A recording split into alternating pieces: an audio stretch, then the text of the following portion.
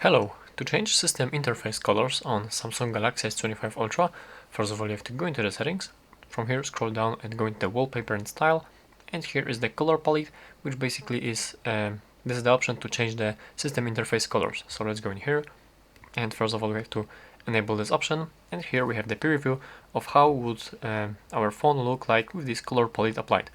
So here we have some different colors, and as we select any that we like, we have the preview, and also we have the basic colors right here.